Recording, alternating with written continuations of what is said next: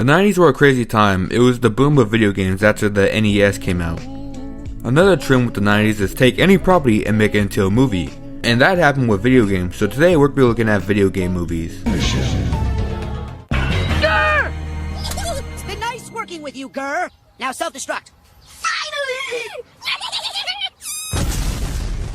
Another win for the Urkin army.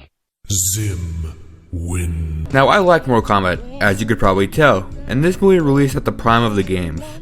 This movie follows Liu Kang as his brother gets sucked by Shang Tsung, and he goes to Mortal Kombat Island to fight him, meeting Raiden, and I would like to say I like this version of Raiden. He's played very well, with his mystique he brought to the role. Also, Shang Tsung is played very well, so well that they actually brought him back in MK11. He does a decent job here, along with Kitana. Kitana's relationship with Liu Kang is kind of, it's alright. And the fights are cool. Not really any fatalities in the movie. I will say it's cheesy but enjoyable. Then the movie ends with Liu Kang beating Shang Tsung and it ending with Shao Kahn setting up for another movie.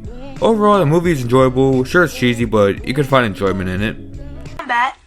Because that's just ridiculous. No one beats Sub-Zero. Now, this movie is so bad it left Mortal Kombat dead in the movie universe for 22 years, and only 2 of the original actors came back to their roles. So this movie starts off where the last one ended, with Johnny being killed by Shao Kahn, who looks like a knockoff Vin Diesel. He's not really threatening, his voice sounds more whiny than intimidating, with his outfit looking goofy. And this somehow looks worse than the original movie with the effects, with Raiden in this movie feeling like a completely different character from the last movie, and the fights somehow look worse than in the last movie. This one is based off Mortal Kombat 3. You're probably gonna hate me for this take, but Mortal Kombat 3 was arguably the weakest of the trilogy. They had some cool characters, but I just didn't really care for it. This one doesn't have that much depth to it in the story. It's just Shao Kahn and Raiden are now brothers for some reason. You get what I'm talking about when they say he's a knockoff Vin Diesel. They mention this in the last 30 minutes of the movie. They don't even mention this at the beginning of the film. Jade joins the film after Liu Kang had an acid trip in which she dies after he found out she's a traitor. She was working for Khan and that didn't really do much. Raiden sacrifices his god power and it's supposed to be emotional, but the other gods bring him back because he was just that decent of a guy. Anyways, Liu Kang beats Shao Kahn and that's really it. Overall, not really a good movie. It's just bad. Elf, I want to be a fry cook. A fry cook? SpongeBob wants to be a fry cook. SpongeBob wants to be a fry cook. Are you This one is the 1993 one. I wish it was the new one, trust me, I wish. Before we got that, there was a reason why we never got one until the new one. Because this movie is what killed it. This movie strangely starts off with Mario describing dinosaurs and asteroids and kind of going off about nothing. And wasn't there a short film about Mario talking about sex education? Strangely, King Koopa is a human in this movie. And the movie starts off with Luigi trying to get with Daisy. No, not Princess Peach, Daisy. And she's an archaeologist. She likes dinosaurs. The chemistry's not really there with Luigi and Daisy. Mario and Luigi are father and son for some reason. Like, that makes fucking sense. Anyways, Daisy is taken to a world where humans evolved from lizards instead of monkeys. King Koopa is Dr. Evil from Austin Powers. He plans to evolve mankind. Again, what happened to Mario saving the princess? King Koopa's gonna do this thing where he's gonna get the rock from around Daisy's neck because she has this rock that's a part of a meteor or some shit. Anyways, Mario's last name in this movie for some reason is Mario. So his first name is Mario and his last name is Mario. So Mario. And Luigi's first name is Luigi Mario. Yeah, it's weird. Kinda weird seeing Luigi being the one saving the princess. Mario starts dating Lizzo to get the rock back. And the performances aren't good, especially King Koopa. Effects will be lame by 1980s Power Ranger standards. Daisy's father is this fucking thing. They get the rock back, stop King Koopa, and return back home, and that's it. They for some reason try to set up a sequel that never got greenlit, thank god. It's just awful, trust me. And probably worse than Mortal Kombat Annihilation. It's just a bore. You betty that they're ready when there's a bare need for Freddy. They held Betty and they didn't blush, even if the thing was plush. Bet you that it's still a rush, saving something stuffed. Call it fluff, call it guff, but don't ever say they bluff, because Freddy's now home safe and for his owner, that's enough. They start off at Mars, and the opening is good. We cut to Earth where Dwayne is human and they go to the UACT building, and they head to Mars, and there's this rapist at the Mars for some reason. And this film gets dark, I mean dark, no lights, besides the flashlights they have. Beginning action scenes aren't really that good. Something comes at them and they kill it, and then rock music plays for some reason. They come across some weird thing before cutting off right before the thing takes a bite out of it. They keep searching the labs and comes across this creature and runs off. No real cool action scenes, just lame. We get the BFG in this film, which stands for Big Fucking Gun, but for some reason they changed it to Bioforce Gun for some reason, even though it's rated R and they could have got away with it. The Rock becomes the villain for some reason.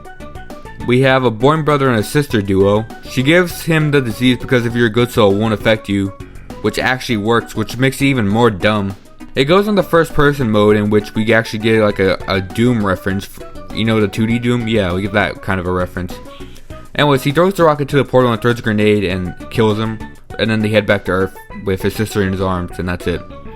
Overall, not a really good film. They strangely censor stuff like Big Fucking Gun, and a bunch of random stuff like they take out Hell. They removed Hell from Doom. That's just a weird change to begin with, so why censor it? I don't know, it made no real sense to censor it if it was gonna be rated R anyways, like just add it in. Anyways, not a good film, moving on. Leave him there with his friends Mufasa and Plus Sign, especially with his schlong hanging out. They didn't even take the ring off. This boy starts off with the Umbrella employee being trapped in a building after someone throws a virus into a room. The building goes into lockdown in which some are full of water and some are full of gas. We are introduced to Alice. She wakes up naked in a mansion. The place is raided by the FBI with gas masks. We learn Alice is involved with them, but she can't remember anything. She then remembers her husband and she's wearing a wedding ring that says a property of Umbrella Corp written on it. We learn about the Hive, and Alice and her husband were placed in the mansion to defend the Hive, and then they were gassed by the Hive AI, named the Red Queen, and the side effects include memory loss. The CGI looks bad. The Red Queen is modeled after the programmer's daughter, and they take out the motherboard so the Red Queen won't do anything. But when they do this, it starts flooding the place and zombies start approaching them, and the Red Queen is trying to contain the affected. There's zombie dogs. We then learn about Matt and his sister trying to expose Umbrella Corp. They reactivate the Red Queen, and the Red Queen says the virus was made in the Hive, and the virus mutated into something, like zombies. It was supposed to prolong life, but it didn't do that. Spencer was the one who threw the virus, and the Red Queen gassed him in a train. That's why they found him there. He didn't remember anything, and Spence was the one behind everything, because they were trying to expose Umbrella Corp. This thing kills Spence, and Alice finds the virus and then kills Spence again and drops her wedding ring because she was married to him. They inject the virus into Rain, this one chick. They are killed by this. Matt and Alice are taken out by the Umbrella Corp employees and put into quarantine, and that's where the movie ends with Alice escaping. I thought this movie was good actually. I also brought a buddy Inferno to give his thoughts on the movie. Hey, it's me again. I'm back. I'm invading another video once again. The Resident Evil movie from 2002. I remember watching that a while ago. It's been a while, but honestly, it's a pretty fun movie, I think. As an adaptation, it's like, it has characters from the games, but like, it feels so different compared to like a game like Resident Evil 1. But at the same time, it is very nonsensical, just like the Resident Evil games. I mean, like, if you played Resident Evil 4, Resident Evil 4 is a very nonsensical game. Like, that game is like the least serious game ever. I mean, it's the same game that was like, no thanks, bro. Very fun game. But the movie, I like the movie. I don't think a lot of other people do. I mean, maybe Resident Evil fans do. But for me, I thought Resident Evil, the movie, was not bad. It's just, as a video game adaptation, it's like, there's not really too many moments that stick out to me. There's like, oh, this is a great adaptation. Like, I don't think it's on like the level of like even the Mario movie or something. Honestly, it's on the level of like the Borderlands movie, where it's like, it's pretty bad, but like, I don't know. I found the Resident Evil movie pretty fun, but I don't know. That's what I think about the movie anyway.